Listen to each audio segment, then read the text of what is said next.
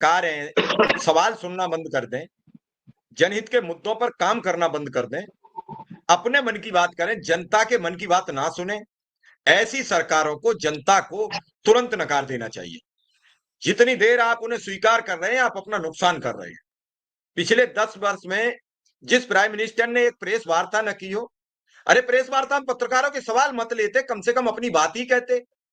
जिस prime minister ने किसी भी मुद्दे पर अपनी जिम्मेदारी स्वीकार न की हो, सिर्फ एक मुद्दे को, किसान के बिल को लेकर, नोटबंदी का आज तक रहस्य नहीं सामने आया, पीएम केयर फंड का रहस्य सामने नहीं आया, थोड़ा सा सुप्रीम कोर्ट टाइट हुआ तो इलेक्ट्रल बॉन्ड निकल के आया है, वो बॉन्ड बॉन्ड हो रहा है, मीडिया उस पर चर्चा नहीं करनी चाह रही है।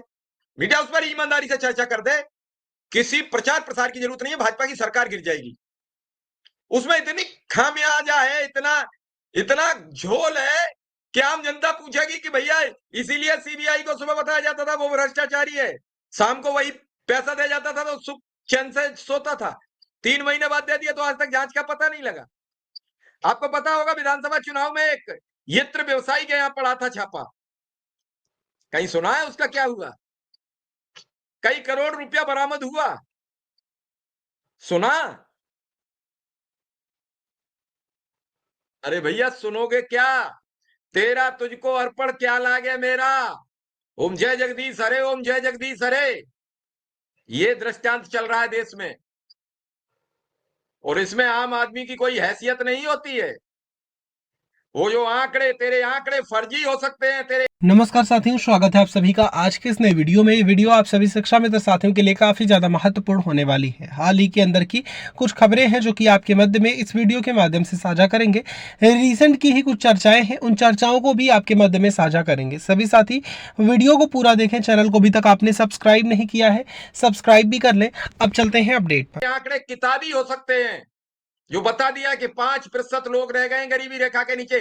फिर तुम 84 करोड़ कौन लोग हैं जिन्हें राशन दे रहे हो बीपीएल के माध्यम से? या तो तुम झूठे हो, तुम्हारा प्रशासन झूठा है, तुम्हारी लिस्ट झूठी है, या फिर तुम झूठ बोल रहे हो। अब साबित यह करो झूठा कौन है। यह अनुदेशक और शिक्षा मित्र चीख चीख के मरे जा रहे हैं, रोज एक शिक्षा मित्र मर जाता है, कल एक अनुदेशक की मौत हो जाती है। इन्हें 1 रुपया कंपनसेशन नहीं मिलता है इस देश में, इस राज्य में। सांप से काटने पर भी 5 लाख रुपए मिलता है। ये शिक्षा के मंदिर में शिक्षा की ज्योति जगाते हैं, और इन्हें मरने पर 1 रुपया नसीब नहीं होता है। इनके बच्चे कफन भी किसी पड़ोसी से मांगकर अपने बाप के ऊपर डालते हैं, क्योंकि उसके पास कफन के पैसे नहीं होते हैं। कितना हृदय विदारक दृश्य होता है जब सामने घर में लाश पड़ी हो और उसके पास कफन के पैसे न हो, अंतिम संस्कार के पैसे न हो। सरकार खामोशी से सब कुछ सुनने को राजी है। कैसे बेटियों की शादी करें, कैसे बेटों को पढ़ाएंगे, किसी को फिक्र नहीं है। फिक्र है वोट पड़ने जाइए, सरकार हम ही बनाएंगे, चौथी बार, तीसरी बार, फिर एक बार मोदी सरकार। मीडिया एक ब्रह्मांड में रच चुकी है। सारे सर्वे यही कह रहे हैं, अब की बार 400 पार।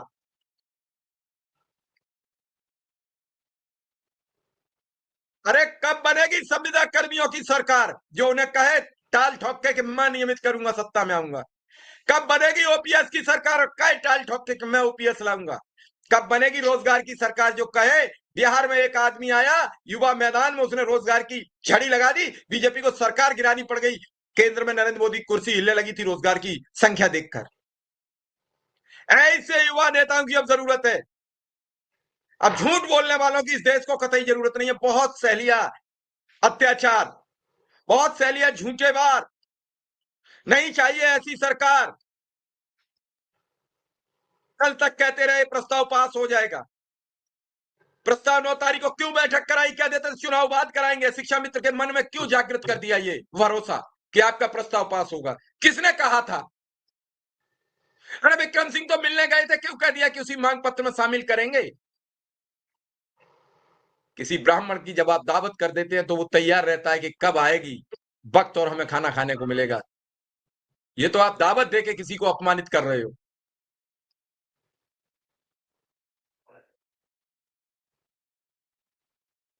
क्यों झूठा आश्वासन दिया था? किस शिक्षा मित्र ने आपके दरवाजे पर गुहार लगाई थी कि मुझे नियमित कर दो?